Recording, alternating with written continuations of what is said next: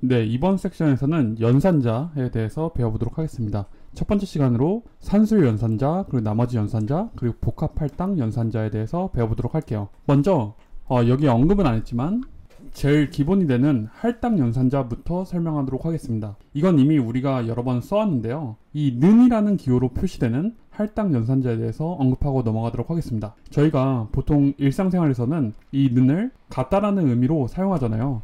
근데 프로그래밍 언어에서는 이 는을 오른쪽에 있는 값을 왼쪽의 변수에 저장한다 라는 의미를 띱니다. 그래서 여기 밑에 산술연산자에 있는 예로 보면은 이렇게 let a는 10이라고 하면은 이 는이 a랑 10이 같다가 아니라 이 오른쪽에 있는 이 값을 a에 대입한다 라고 보시면 됩니다. 이게 익숙해지면은 전혀 이상한 게 아닌데 처음에는 약간 는이 같다라고 생각하실 수 있으니까 좀 헷갈릴 수 있어서 언급하고 넘어갈게요. 그리고 뒤에서 나올 텐데 이 같다라는 의미는 프로그래밍 언어에서 는을 두 개 써서 표현을 합니다. 이건 바로 뒤에 논리 연산자에서 설명드리도록 할게요. 그리고 이제 그 다음에 산술 연산자인데요. 이 산술 연산자는 수학 기호라고 생각하시면 됩니다. 그래서 우리가 어떤 숫자 두 개를 저장해 놓고 a와 b에 그 숫자를 더하거나 빼거나 곱하거나 나누거나 이런 사칙 연산을 다루는 이런 기호들을 산술 연산자라고 합니다. 참고로 나누기가 조금 까다로울 수 있는데요. 여기를 좀 같이 해볼게요. 이거를 복사해서 플레이그라운드에 붙여넣기 해보겠습니다. 그리고 자동 실행한 결과를 보면은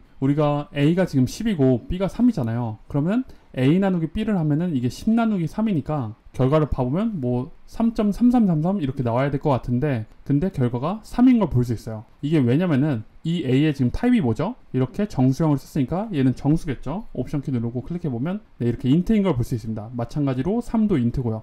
그러면은 정수랑 정수의 계산 결과는 그게 덧셈이던 뺄셈이던 곱셈이던 나눗셈이던 다 정수가 됩니다. 그래서 원래는 3.3333이 맞지만 그거를 목만 내림을 해버려서 이렇게 3이 되는 걸 볼 수 있습니다. 정수와 정수의 연산은 결과가 무조건 정수여야 된다. 그럼 이제 궁금한 게 그럼 어떻게 정확한 값인 그 실수를 구할 수 있냐 생각할 수 있을 텐데 그거는 이 a랑 b를 실수로 바꿔서 소수를 포함하는 실수로 바꿔서 계산을 해야 됩니다. 그건 어떻게 하면 되냐면 밑에 복사를 해놓고 뒤엔 좀 지우고 이 a가 지금 정수인데 얘를 실수로 바꾸는 건 실수가 더블이죠. 이 앞에 더블로 감싸주면 됩니다. 우리가 예전에 앞에서 스트링으로 감싼 적이 있어요. 숫자를 문자로 바꿀 때 스트링으로 감쌌는데 그거랑 마찬가지로 이 정수를 실수로 바꾸려면 이렇게 더블로 감싸주면 실수가 됩니다. 그러면 실수랑 실수의 계산 결과는 실수가 될 수 있기 때문에 이렇게 3.3333 되는 걸 볼 수 있습니다.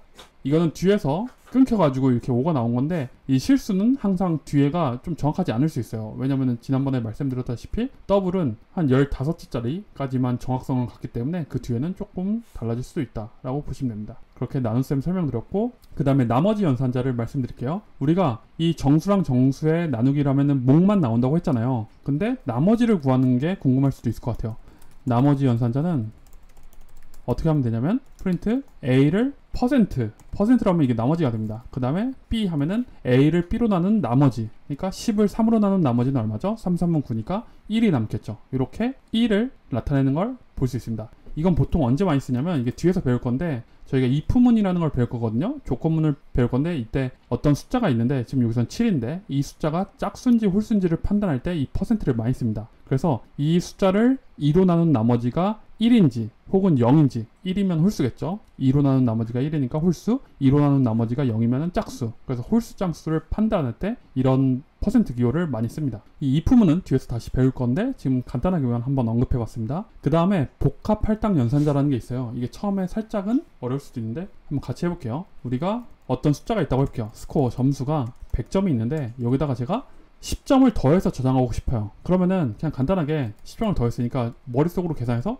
110 이렇게 쓰면 되잖아요. 근데 이게 계산이 어려울 수도 있어요. 뭐 100에다가 10을 더하는 게 아니라 뭐 1억 9,672에다가 뭐 44만 5천을 더한다 막 이럴 수도 있잖아요. 그러면 머릿속에서 계산이 좀 어려울 수도 있는데 그때 쉽게 하는 방법이 뭐냐면은 스코어 플러스 10 이렇게 쓰면 됩니다. 스코어가 원래는 100인데 새로운 스코어는 기존 스코어에 10을 더해서 여기다가 다시 할당한다. 는이 할당 연산자라고 했죠. 그래서 다시 할당한다라는 기호를 이렇게 쓸 수도 있습니다. 그리고 나서 프린트를 한번 해볼게요.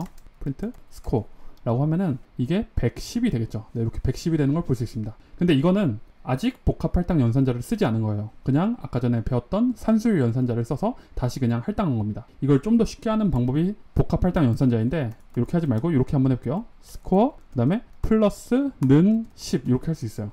그러면은 기존 원래 스코어에 10을 플러스해서 다시 할당해라 이런 의미가 됩니다. 그래서 이거를 복합 할당 연산자라고 하는데 이 문법과 이 문법은 완전히 동일한 코드라고 보시면 됩니다. 그래서 이렇게 좀 간단하게 쓸 수 있다. 근데 이게 플러스만 되는 게 아니라 플러스, 마이너스, 곱하기, 나누기 다 됩니다. 그래서 지금 스코어를 10만큼 더했는데 제가 스코어를 이번에는 빼볼게요. 20만큼 빼보겠습니다. 20만큼 빼고 다시 프린트 해보면 그러면은 110에서 20을 뺐으니까 90이 되겠죠. 이렇게 90이 되고 그 다음에 3으로 한번 나눠볼까요? 스코어는 나누기는 이 기호인 거고 슬래시 기호고 그 다음에 는을 하면 복합 할당 연산자가 되겠죠. 그리고 90이니까 딱 나눠 떨어지게 3으로 나눠보겠습니다. 프린트 스코어를 해보면 얘는 결과가 90을 3으로 나눴으니까 네, 이렇게 30이 되는 걸 볼 수 있습니다. 곱셈은 굳이 안 할게요. 나눗셈 해봤으니까. 그래서 이렇게 이 값을 변형해서 다시 할당하는 그런 기호가 복합 할당 연산자다 라고 생각하시면 됩니다. 그리고 하나만 더 말씀드리면 이게 다른 언어 배우다가 혹시 오신 분이 있을 수도 있는데 스위프트에서 지원을 안 하는 것 중에 하나인데 다른 언어에서는 이렇게